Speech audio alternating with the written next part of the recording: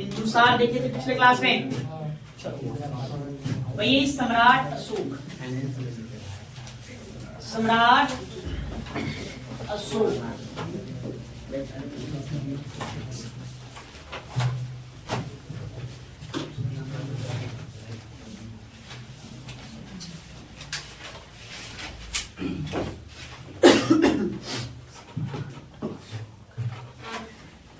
आज से हम सम्राट अशोक की कहानियों को देखेंगे, उनसे जुड़े हुए इतिहास जो भी है उसको हम पढ़ने का प्रयास करेंगे, जानेंगे, भरपूर जानने का प्रयास करेंगे जितना ज्यादा हो सके। सम्राट अशोक के बारे में आप लोग जानते हैं कि इन्हें भारत का राष्ट्रीय सम्राट कहा जाता है। नहीं, भारत का राष्ट्रीय सम्राट का इनको उपाधि दिया गया है, तमगा दिया गया। यह भारत ही नहीं वरन विश्व के महानतम सम्राटों में से, शासकों में से एक माने जाते हैं। सम्राट अशोक का प्रारंभिक यदि जीवन देखा जाए, शासनकाल का प्रारंभिक समय, तो एक क्रूरता भरा था। एक बहुत बड़े साम्राज्य का स्थापना करने के धूल में उन्होंने कई सारे अत्याचार किए, हत्याएं करवाएं, आक्रमण वगैरह हुआ। लेकिन उसके बाद कलिंग युद्ध के बाद इन्होंने युद्ध की नीति को ही त्याग दिया, अब धर्म की नीति को चला। धर्म की नीति ने पूरे दुनिया को, भारत ही नहीं वरन पूरे दुनिया को शांति का संदेश दिया। अशोक के जो भी सम्राट अशोक ने महात्मा बुद्ध के उपदेशों का भी प्रचार प्रसार विश्व स्तर पर करवाया। इन्हीं का भी देन है कि विश्व स्तर पर बौद्ध धर्म का क्या हुआ, प्रचार प्रसार हुआ। ठीक है, तो हम अशोक के बारे में सब कुछ जानने का प्रयास करें। तो ये जानते हैं इसके बारे में। तो पहले हम जानेंगे शासन काल। सम्राट अशोक का शासन काल कब होगा? शासन काल। तो देखिए, शासन काल यदि हम एनसीईआरटी के अनुसार चले तो एनसीईआरटी 272 ईसा पूर्व बीसी से या 231 बीसी मानता है। ठीक है, एनसीईआरटी। ऐसे आप कुछ साहित्यों को, ग्रंथों को पढ़ेंगे, कुछ अभिलेखों में यहाँ पर आप 273 देगा। कितना देगा? 273। लेकिन एनसीईआरटी के अनुसार 272 से कितना, 261 ईसा पूर्व तक का जो समय अवधि है सम्राट अशोक का।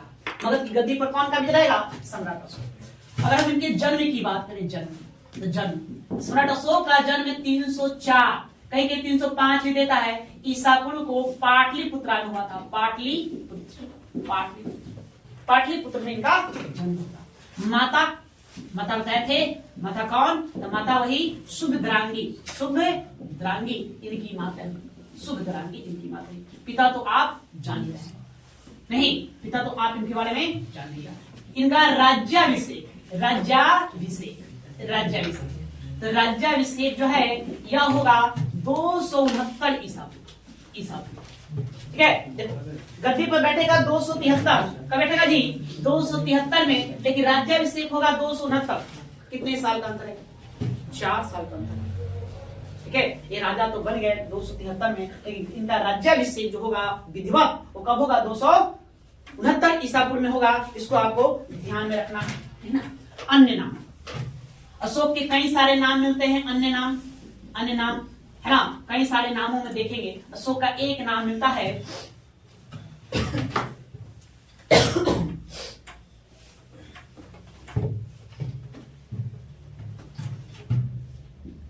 देवा नाम पिए। दूसरा देवा नाम पियेदसी। इसी का नाम मिलता है राजा नाम मिलेगा। इसी का नाम मिलेगा है ना चंड अशोक नाम मिलता है। ठीक है, जब तुम लोग भी पेन चलाते चलो, लिखते चलो इसको।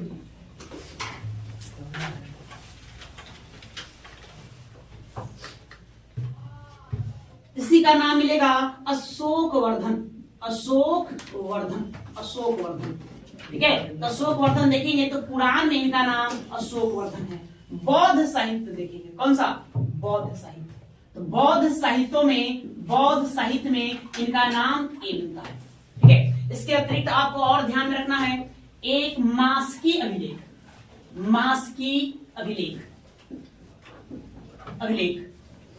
गुर्जरा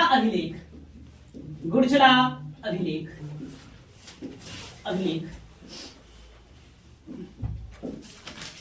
नेत्तूर अभिलेख,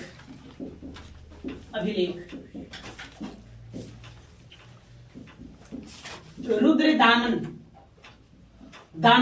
का जूनागढ़ अभिलेख, जूनागढ़ अभिलेख, अभिलेख, अभिलेख। फिर उसके बाद उद्गोलन, उद्गोलन, गोलन अभिलेख, अभिलेख। इन सभी अभिलेखों में अशोक का नाम अशोक ही देखने को मिलता है, अशोक।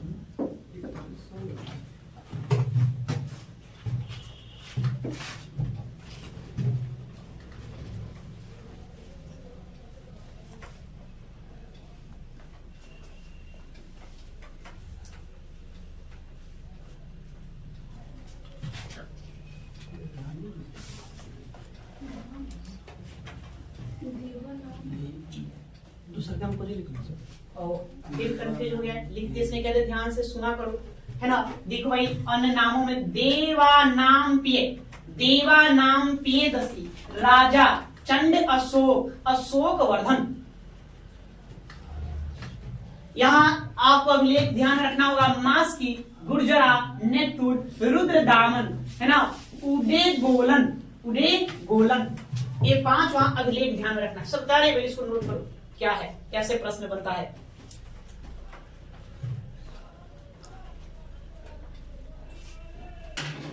क्या नहीं,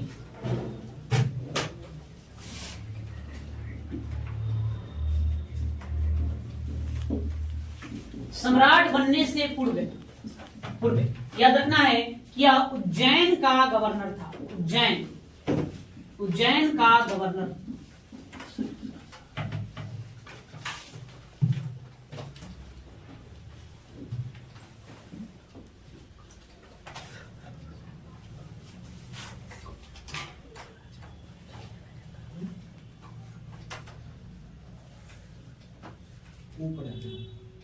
उप राजा कहिए, गवर्नर कहेंगे, ठीक है, या वहां का अपना राजकुमार या प्रांतपति कहेंगे, मतलब कुछ भी पूछ सकता है। राजा बनने से पूर्व क्या था, तो गवर्नर कहां का रहेगा, उज्जैन का।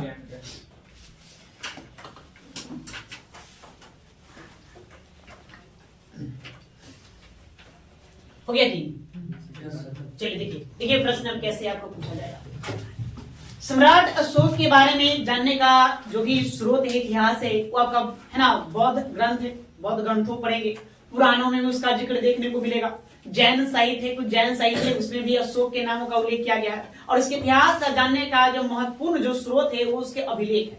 अशोक के खुद का जो अभिलेख है वही सबसे महत्वपूर्ण स्रोत है। तो यहाँ से कुछ जानकारियां हैं अभी फिलहाल, इसको आपको ध्यान रखना है। उसका जन्म के बारे में एग्जाम में प्रश्न पूछा गया है कि जन्म कहाँ हुआ था, तो 304 ईसा पूर्व में कहाँ होगा, पाटलिपुत्र में होगा। माता का नाम सुभद्रांगी, है ना। गद्दी पर बैठेगा 273 में, लेकिन एनसीईआरटी के अनुसार 272, लेकिन उसका राज्याभिषेक कब होगा, 269 ईसा पूर्व होगा। अन्य नाम अशोक के कई सारे नाम मिलते हैं, जिसके बहुत साहित्य में इसका नाम मिलेगा देवा नाम पिए, देवा नाम पिए दसी, राजा, राजा चंड अशोक, चंड अशोक, ये सभी नाम कहां मिलेंगे, बौद्ध साहित्यों में मिलेंगे। साथ में देवा नाम पिए दसी, ये दोनों जो नाम है ये आपको अभिलेखों पर भी देखने को मिलेगा, वहां भी देखने को मिलता है। ये आपको याद करने वाली बात है, अशोक वर्धन। पुराणों में अशोक का नाम क्या मिलता है, अशोक वर्धन मिलता है। चंड प्रदोत, तो एक तिब्बती इतिहासकार हुए तारानाथ, तारानाथ ने उनको नाम चंड है ना, चंड अशोक दिया। सॉरी क्या दिया, चंड अशोक नाम दिया, उनके क्रूरता का नाम चंड अशोक देगा। अब देखिए यहाँ सब किस तरह से प्रश्न बनता है। प्रश्न आता है अक्सर एग्जामों में, निम्नलिखित में किस अभिलेख में अशोक का नाम अशोक का मिलता है, अशोक मिलता है। तो जितने भी अभिलेख है पढ़ेंगे वहां अशोक का नाम अशोक नहीं मिला, ज्यादातर क्या मिला है, देवा नाम पिए या देवा नाम पिए दसी मिला है। लेकिन अशोक का नाम वास्तव में अशोक मिलेगा कहां, तो 5 अभिलेख ध्यान में आपको रखना है। कितने, 5। एक मास की अभिलेख, दूसरा गुर्जरा, फिर नेतुर अभिलेख, रुद्र दामन का जूनागढ़ अभिलेख, है ना, और उदय गोलन अभिलेख। ये जो 5 अभिलेख है, इन 5 अभिलेख में अशोक का वास्तविक नाम क्या मिलता है, अशोक मिलता है। बाकी और कहीं भी अशोक का वास्तविक नाम अशोक देखने को आपको नहीं मिलेगा। एक बात यहां से याद रखना है, सम्राट बनने से पूर्व अशोक कहां का गवर्नर था, उज्जैन का गवर्नर था। पिछले भी क्लास में हमने देखा कि उज्जैन का गवर्नर था, तक्षशिला का विद्रोह को दबाने के लिए गया। बाद में उज्जैन के बाद यह तक्षशिला का भी गवर्नर बनाया जाएगा। ठीक है,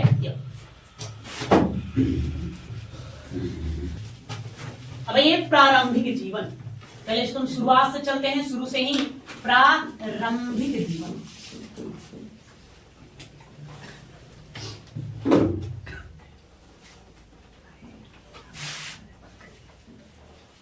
प्रारंभिक जीवन।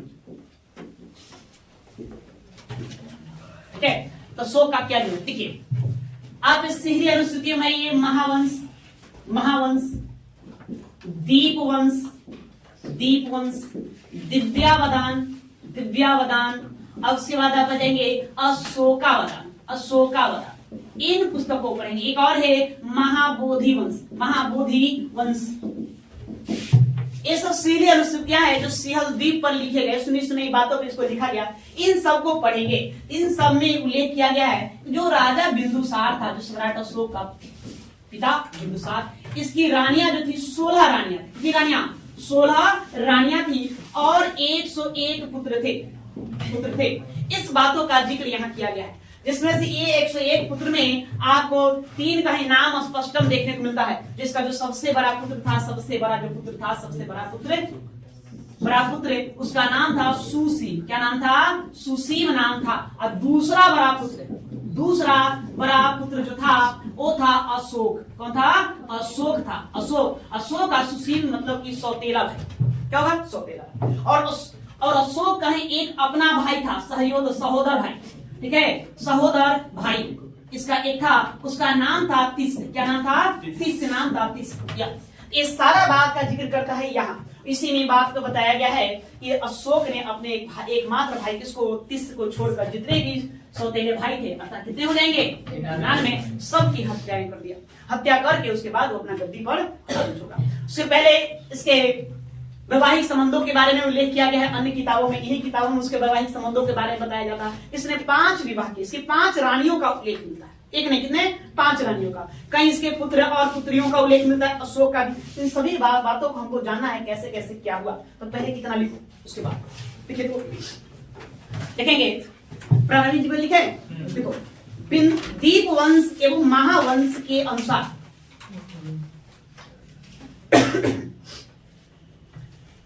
दीप वंश एवं महावंश के अनुसार, मूलतः इन 2 ग्रंथों में ज्यादा बल दिया गया है। महावंश के अनुसार बिंदुसार की 16 रानियां, बिंदुसार की 16 रानियां और 101 पुत्र था। बिंदुसार की 16 रानियां और 101 पुत्र थे।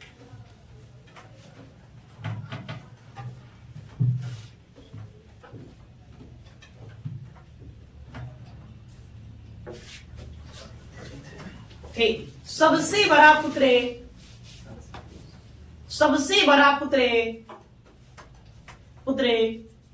सुसीम था। सबसे बड़ा पुत्र सुसीम था, जो अशोक का सौतेला भाई था, जो अशोक का सौतेला भाई था।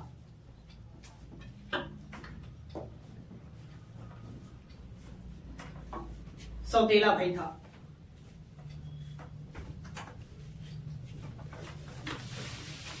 अशोक का सगा भाई, अशोक का सगा भाई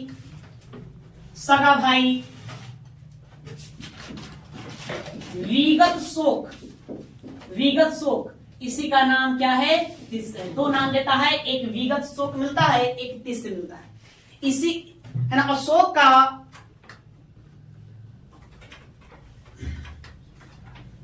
सगा भाई विगत शोक या तिस था, विगत शोक या तिस था।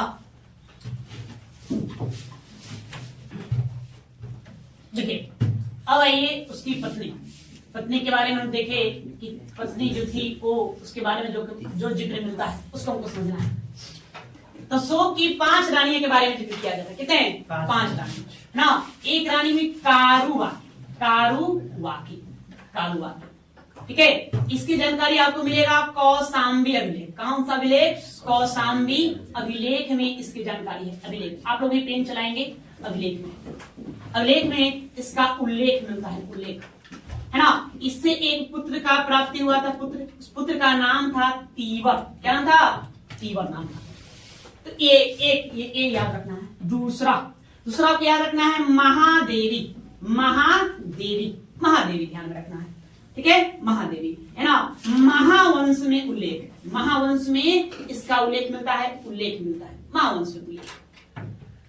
यहां से एक पुत्र का प्राप्त हुआ था, पुत्र का नाम महेंद्र और पुत्री का नाम संघमित्रा, और एक पुत्री संघमित्रा।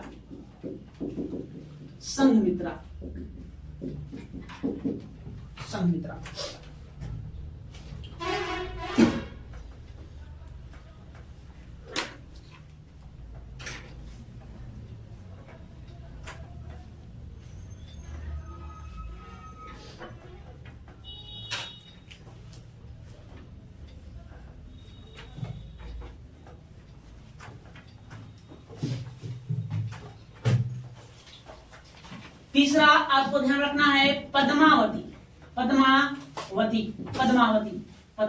इससे एक पुत्र का प्राप्त हुआ, पुत्र इसका नाम था कुणाल।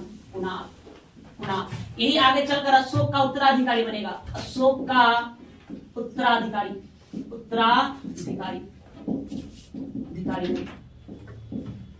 ठीक है, फिर एक पत्नी का नाम मिलता है तिस्से रक्षिता।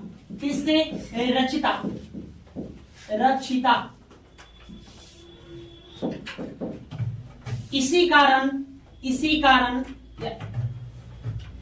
के कारण बोधि वृक्ष को नुकसान पहुंचा।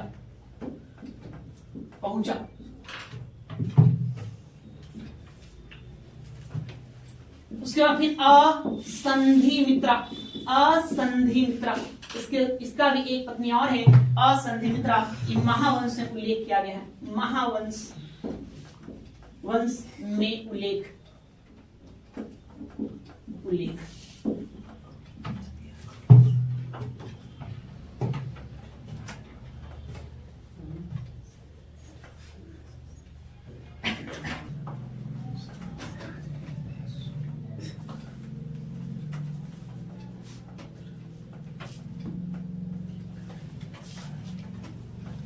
तो उसकी पत्नी के बारे में कहेंगे रानियां, मतलब कि अशोक की कितनी रानियों का जिक्र मिलता है। आप बौद्ध ग्रंथों को पढ़ेंगे तो उसमें 5 रानियों का उल्लेख मिलता है, 5 अलग अलग बौद्ध ग्रंथों में अलग अलग रानियों का नाम मिलता है। जैसे आप करेंगे कालुबाटी, एक कालुबाटी को सबसे प्रिय रानी माना जाता है। क्या माना जाता है? सबसे प्रिय, कि सबसे जो प्रिय रानी थी, प्रिय रानी इसी को माना जाता है ना। इसी का जिक्र किया गया है। कौशाम्बी अभिलेख आप जाएंगे इलाहाबाद में, इलाहाबाद के पास इलाहाबाद में कौशाम्बी अभिलेख है, तो उसी कौशाम्बी अभिलेख में कारुबाटी का जिक्र किया गया है और उसका पुत्र तीवर का भी नाम मिलता है। इसलिए कौशाम्बी अभिलेख को हम लोग रानी अभिलेख के नाम से जानते हैं। आगे चल के आपको पढ़ाएंगे अशोक के अष्टलेख और अभिलेखों को, तो हम चर्चा करेंगे एक कौशाम्बी अभिलेख का। तो कौशाम्बी अभिलेख को रानी अभिलेख भी कहते हैं। क्यों कहते हैं? कारण यही है कि उसमें अशोक की पत्नी कारुबाटी का जिक्र किया गया है, उसका एक पुत्र है तीवर का जिक्र किया गया है। महादेवी, कौन? महादेवी, उसकी पत्नी थी महादेवी। महावंश में इसका उल्लेख देखने को मिलता है। साथ ही आपको महाबोधि वंश, कहा? महाबोधि वंश में भी इसका उल्लेख देखने को आपको मिलता है। इसी में उसके पुत्र का नाम महेंद्र है और पुत्री का नाम क्या है? संघमित्रा। मतलब पुत्र महेंद्र और पुत्री संघमित्रा किससे प्राप्त हुआ था? तो महादेवी से। ठीक है, और पहली रानी है प्रथम रानी। मतलब सबसे पहले विवाह का जिक्र किससे मिलता है? तो महादेवी से मिलता है। ठीक है, उसके बाद पद्मावती। तो पद्मावती से उनको कुणाल नामक पुत्र प्राप्त हुआ। कुणाल के बारे में बताया जाता है कि यह अंधा था। क्या था? अंधा था। अंधा होते हुए अशोक का उत्तराधिकारी बनेगा। अशोक के निधन के बाद, मृत्यु के बाद जो उसके साम्राज्य का जो उत्तराधिकारी बनेगा वो कौन बनेगा? कुणाल, जिसकी माता का नाम क्या होगा? पद्मावती। उसके बाद तिस्से रक्षिता उसकी एक रानी बताई जाती है ना, ग्रंथों में उल्लेखित है। इसी के कारण जो बोधि वृक्ष था, जिस वृक्ष के नीचे भगवान बुद्ध ने तब किया था, ज्ञान प्राप्त किया था, उसको नुकसान पहुंचा था तिस्से रक्षिता के कारण। बाकी और कारणों का उसका स्पष्ट उल्लेख नहीं है। उसके बाद असंधि मित्रा, एक रानी का नाम क्या मिलता है? असंधि मित्रा मिलता है, जो महावंश में इस बात का उल्लेख किया गया है। इसके अलावे आप पढ़ेंगे तो एक और उसकी पुत्री चारुवाकी, उसकी एक पुत्री है, पुत्री चारुवाकी। अब जाएंगे रूमी देई अभिलेख। यह नेपाल में है। कहाँ है? नेपाल में है। तो नेपाल में जो रूमी देई अभिलेख है वहां पर एक चारुवाकी नाम का उल्लेख मिलता है, जो बताया जाता है कि अशोक की पुत्री हुई। अब इसकी माँ कौन है, इसके बारे में पूर्व उल्लेख है। तो इतना ही लिखा हुआ है कि अशोक की पुत्री चारुबाकी का नाम यहाँ पर रूमी अभिलेख में इस बात का क्या है जिक्र किया गया। वहीं आप पढ़ेंगे राजतरंगी, राजतरंगी उसके एक पुत्र का नाम मिलता है जालौक, जालौक, जालौक। इसका उल्लेख कहां मिलेगा, राजतरंगिनी, राजतरंगिनी, ठीक है। राजतरंगिनी, राजतरंगिनी किसके द्वारा लिखा गया, कलहन के द्वारा लिखा गया, कलहन का द्वारा लिखा गया। जो राजतरंगिनी पढ़ेंगे उसी में लिखा हुआ एक व्यक्ति का नाम जलौक, जलौक को बताया गया कि किसका पुत्र था, अशोक का पुत्र था। अब इन दोनों के माता का जिक्र कहीं देखने को नहीं मिलता है। बस समझ गए, इतना आपको ध्यान में रखना है।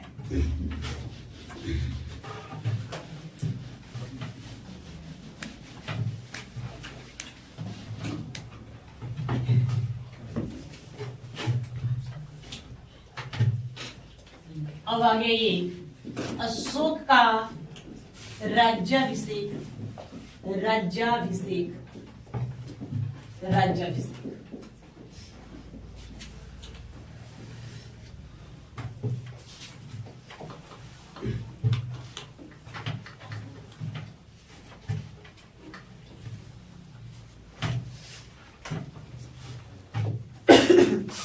देखिए अशोक का राज्याभिषेक के बारे में जानेगा, अशोक का राज्याभिषेक कैसे हुआ।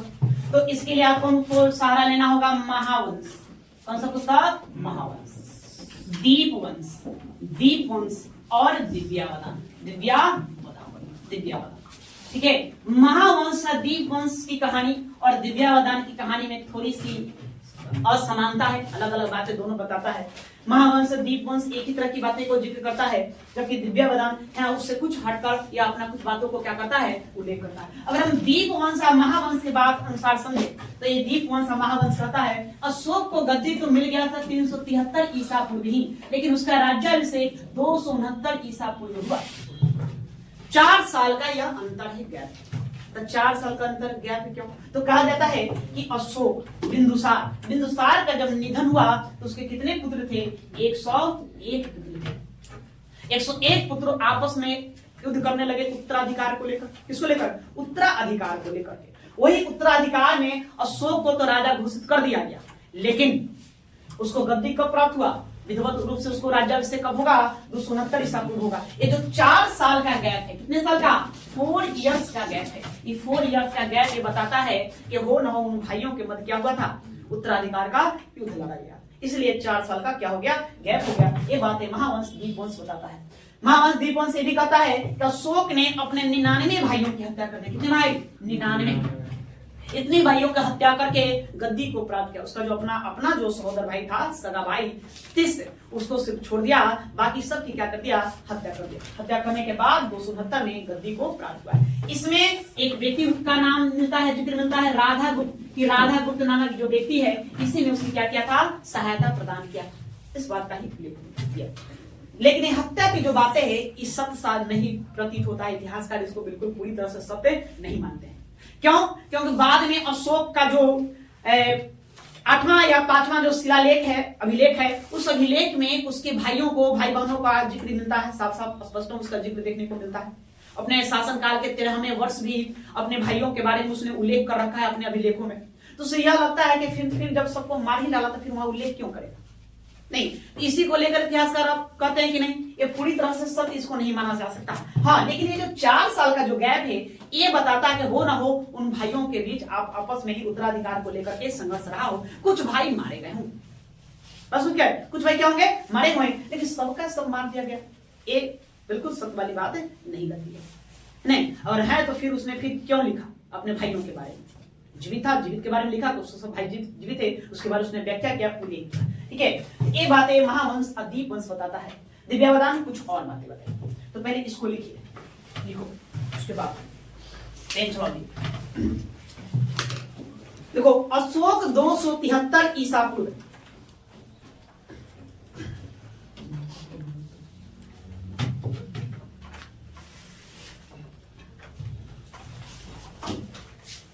अशोक 273 ईसा पूर्व गद्दी पर बैठा,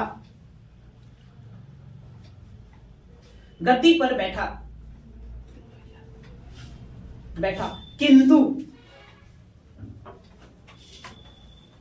किंतु उसका राज्याभिषेक अशोक 273 ईसा पूर्वे गद्दी पर बैठा, किंतु उसका राज्याभिषेक 4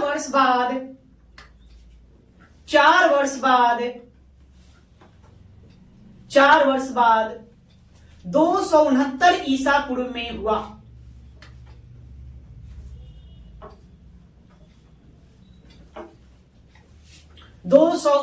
ईसा पूर्व हुआ। बौद्ध ग्रंथों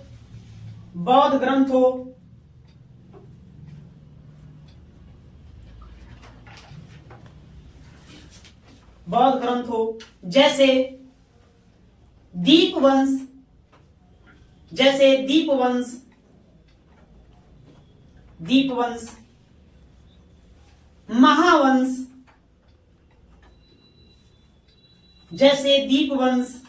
महावंश आदि के अनुसार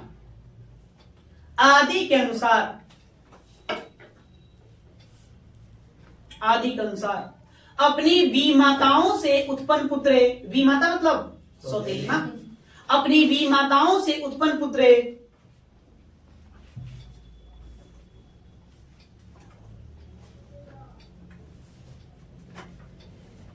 अपनी विमाताओं से उत्पन्न लिखेंगे, भाई लिखेंगे, अपनी विमाताओं से उत्पन्न 99 भाइयों को, उसको इस तरह से लिखो, अपने विमाताओं से उत्पन्न 99 भाइयों को मारकर गद्दी प्राप्त किया।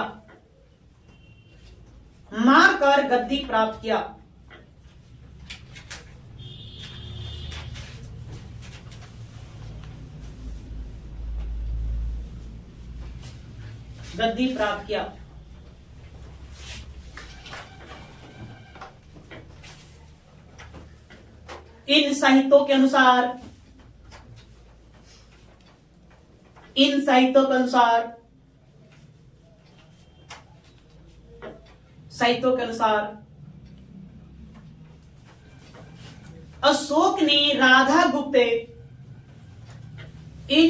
के अनुसार अशोक ने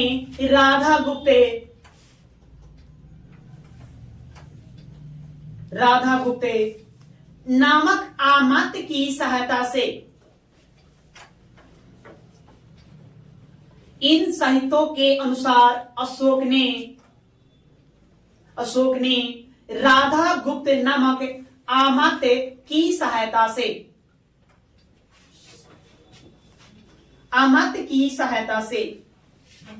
सुसीम को हटाकर, सौतेला भाई था, सबसे बड़ा था, सुसीम को हटाकर गद्दी प्राप्त किया।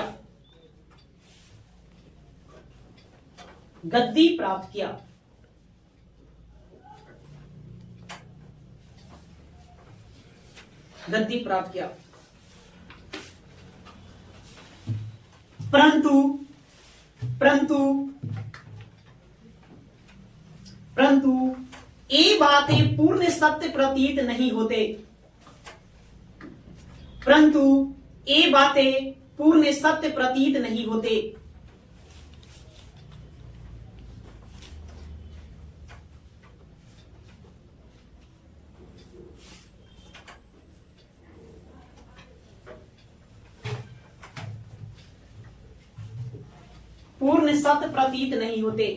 क्योंकि अशोक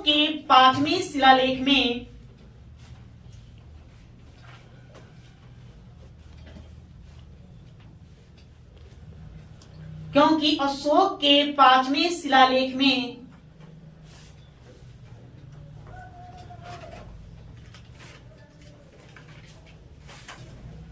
उसके जीवित भाइयों एवं परिवारों का उल्लेख मिलता है।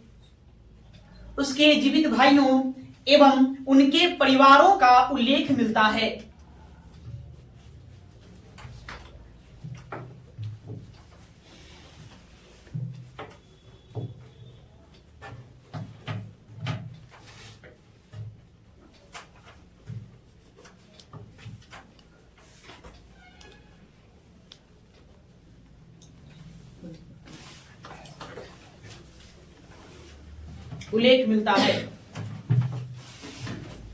संभव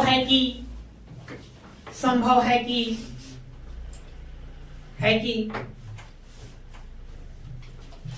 उत्तराधिकार के युद्ध में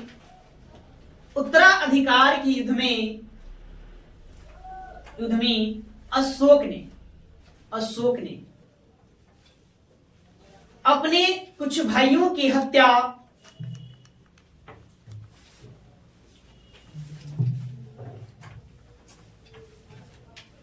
अपने कुछ भाइयों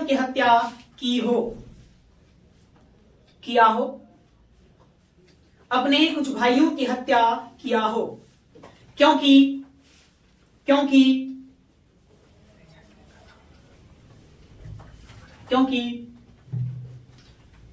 गद्दी पर बैठने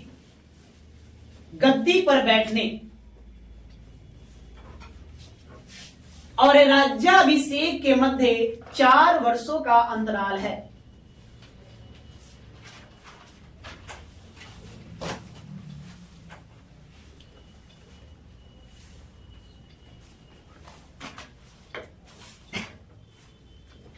गद्दी पर बैठने और राज्याभिषेक के मध्य 4 वर्षों का अंतराल है। यही अंतराल बताता है कि जरूर कुछ न कुछ हुआ होगा, लेकिन फिर 3-4 साल का गैप क्यों? सोचने वाली बात है।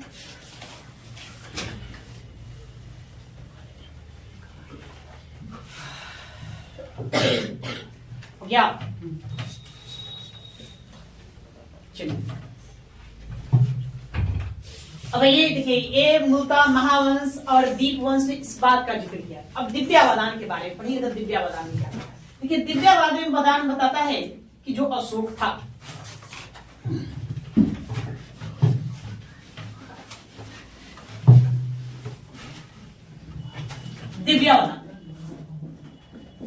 दिव्यावदान ये बताता है कि बिंदु जो सार था, बिंदुसार उसके जो 101 पुत्र थे, तो चाहता था कि हम अपने 101 पुत्रों में किसको? सुसीम को राजा बना दे। किसको बना दे? सुसीम को अपना उत्तराधिकारी बना। इसने अपना साफ इच्छा जाहिर किया कि सुसीम उत्तराधिकारी बने। लेकिन अन्य जो भाई है, पुत्र है, उन सब में क्या होगा जी? उत्तराधिकार को लेकर के युद्ध होगा। इसी को लेकर उसने क्या किया कि एक आजीवक परिव्राजक पिंगली वत्स जीव नामक जो एक परिव्राजक था। परिव्राजक आप लोग समझ गए, जो भिक्षा मांग करके घूम कर जो सन्यासी उसको क्या कहते हैं? परिव्राजक कहते हैं। और आजीवक, परिव्राजक किस धर्म का था? किस संप्रदाय का? आजीवक संप्रदाय का परिव्राजक एक उनका नाम है पिंगली वत्स जीव। इनको बुलाया सलाह करने के लिए। दिव्यावदान कहता है कि बिंदुसार चाहता था कि हमारे 101 पुत्र में सुसीम राजा बन जाए, लेकिन अन्य जो पुत्र है वो सब आपस में संघर्ष करने लगा। वो सभी चाहता था कि हम क्या बन जाए? उत्तराधिकारी बने, हम बने। हर कोई की इच्छा होती है कि हम राजा बने, उत्तराधिकारी बने, तो संघर्ष तो होना ही मिलता है। तो इसको लेकर के बिंदुसार ने आजीवक परिव्राजक जिनका नाम पिंगली वत्स जीव मिलता है, पिंगली वत्स जीव नामक एक आजीवक परिव्राजक को बुलाता है सलाह करने के लिए। आप बताइए क्या करें?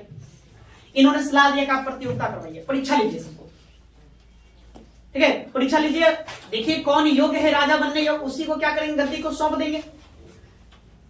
परीक्षा लिया गया, मतलब कि वो प्रत्यक्ष रूप से नहीं लिया गया, अप्रत्यक्ष रूप से, मतलब ये लोगों ने नजर रखे कौन बेहतर है, क्या नहीं है वो। तो उसमें पिंगली वत्स जो जीव है ये बताता है, इसने अपना मत प्रकट किया कि अशोक जो है वो राजा बने। कौन बने? अशोक राजा बने।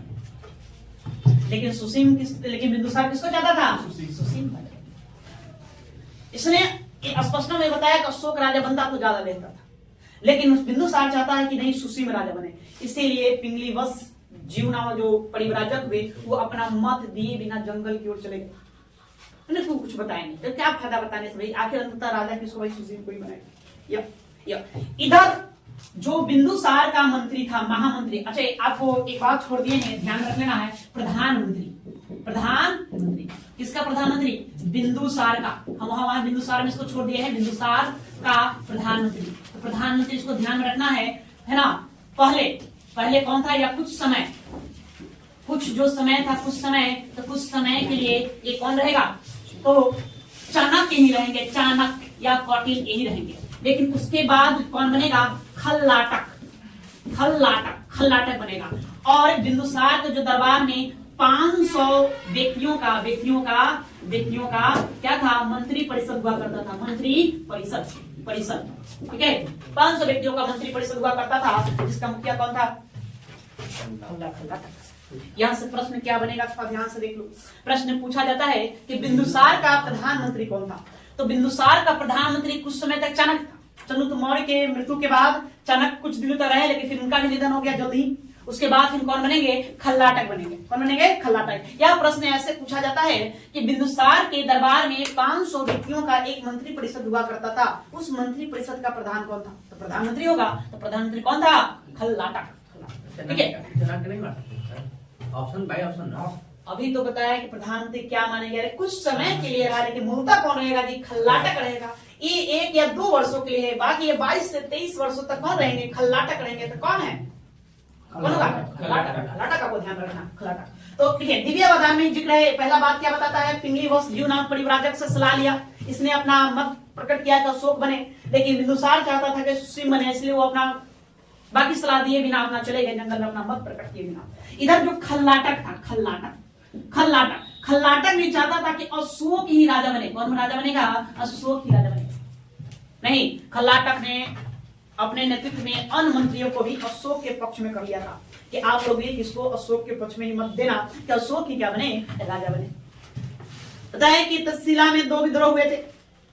कितने विद्रोह, 2 विद्रोह। दोनों विद्रोह को कौन दबाया था, अशोक दबाया था। लेकिन पहले भेजा गया था किसको, सुसीम को भेजा गया। जब दूसरा विद्रोह होता है, इसी में दिव्यावधान में लिखा हुआ है कि तक्षशिला में दूसरा विद्रोह प्रारंभ हो गया, तो दूसरे विद्रोह को दबाने के लिए कौन जाएगा, सुसीम जाएगा। सुसीम जब दूसरा विद्रोह को दबाने के लिए तक्षशिला में था, उसी के दौरान बिंदुसार का निधन हो गया। बिंदुसार क्या हो गया, बिंदुसार का निधन। जब बिंदुसार के निधन की खबर सुसीम को दिया गया, तो सुसीम वहां से अपना चल दिया, कहा पाटलिपुत्रा उसको आना था। लेकिन अशोक ने पूर्व नियोजित एक योजना बनाया कि मार्ग जो था, मार्ग में एक अग्नि गड्ढा खोद दिया, एक गड्ढा खोद दिया, उसके नीचे अग्नि प्रज्वलित करवा दी। उसी के क्रम में आने में सुसीम उसी गड्ढे में गिरकर क्या हुआ, मर गया। ये बात कहता है दिव्यावधान। उसके बाद अशोक को गद्दी सौंप दी गई। ये दिव्यावधान के अनुसार चलता है। बाकी 99 भाइयों की हत्या करने की बातें कहा बताता है ना, महावंश और दीप वंश बताता है। 2 तरह की बातें आपको देखने को मिलती है, इसको आपको ध्यान में रखना है। प्रश्न कैसे बनेगा, इसी के अनुसार आपको समझना। क्लियर है, ये बातें ध्यान रख लेना। बिंदुसार में लिख लेना, बिंदुसार में ऐसे लिख लेना कि बिंदुसार का प्रधानमंत्री कुछ दिनों तक चाणक्य रहा, उसके बाद खल्लाटक उसका प्रधानमंत्री बना। बिंदुसार के दरबार में 500 व्यक्तियों का एक मंत्री परिषद हुआ करता था। इस मंत्री परिषद का ही प्रधान कौन था, खल्लाटक था। खल्लाटक या लिखो,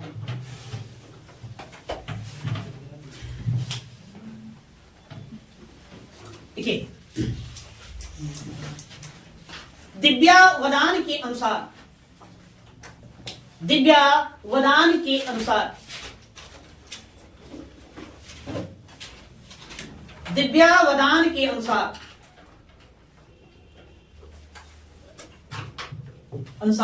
बिंदुसार, दिव्यावधान के अनुसार बिंदुसार अपने 101 पुत्रों में से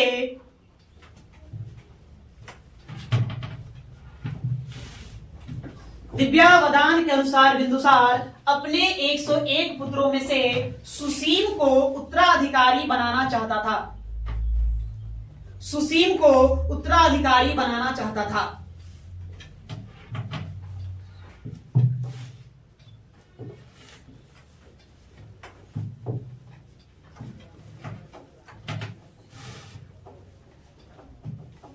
उत्तराधिकारी बनाना चाहता था, परंतु सभी राजकुमार उत्तराधिकारी बनना चाहते थे, परंतु सभी राजकुमार उत्तराधिकारी बनना चाहते थे।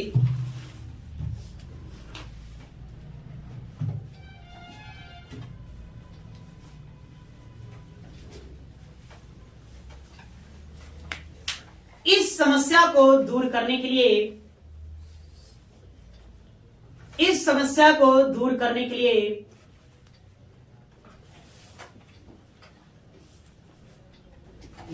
लिए बिंदुसार ने बिंदुसार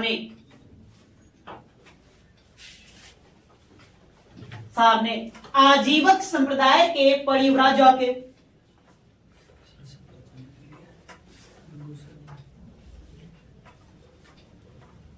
बिंदुसार ने आजीवक संप्रदाय के परिव्राजक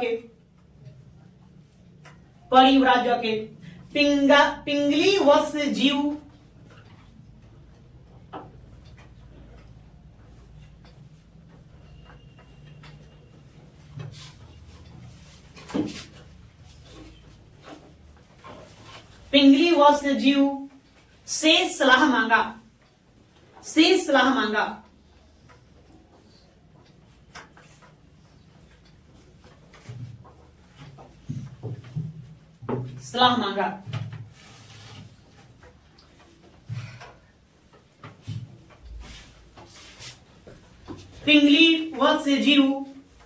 पिंगली वत्स जीव का निर्णय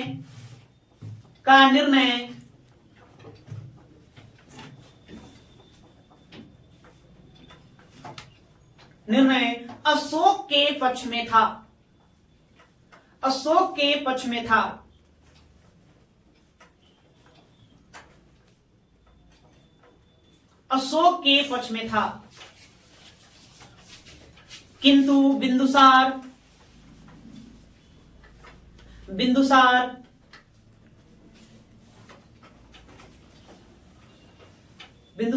सुसीम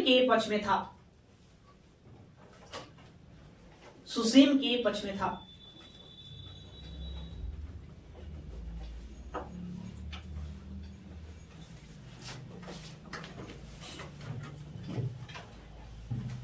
छोटे लिखिए, बिंदुसार का प्रधानमंत्री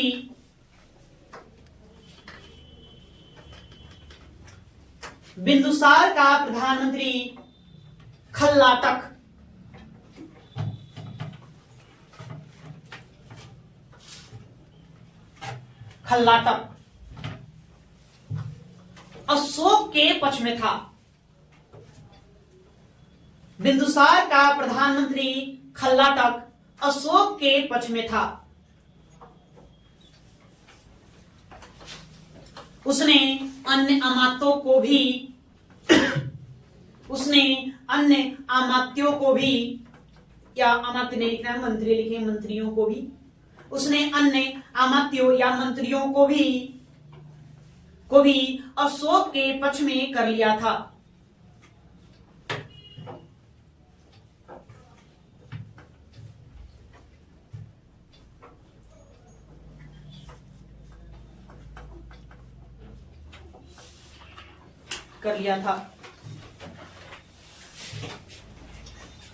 आगे,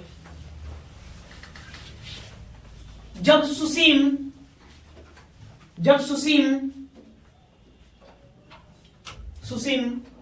तक्षशिला में हुए दूसरे विद्रोह को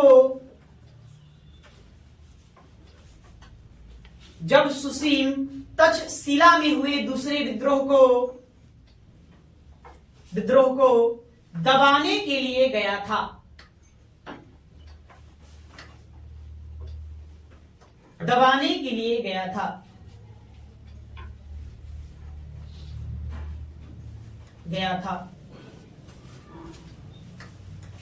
उसी समय बिंदुसार का निधन हो गया।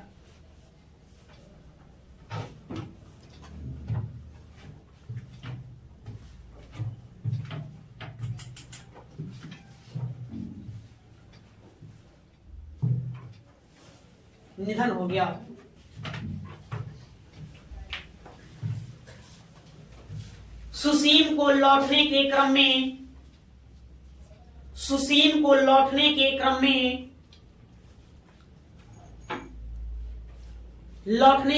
में अशोक द्वारा पूर्व नियोजित मतलब पहले ही सीन तय था। पूर्व नियोजित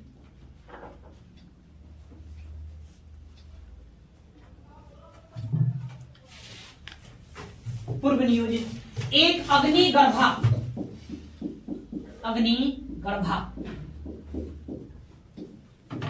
अग्निगर्भा। खाई में गिरकर, खाई में गिरकर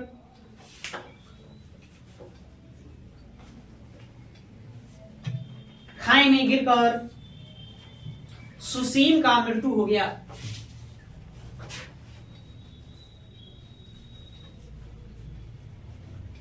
मृत्यु हो गया।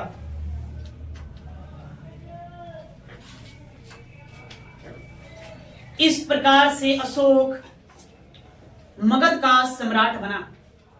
इस प्रकार से अशोक मगध का सम्राट बना।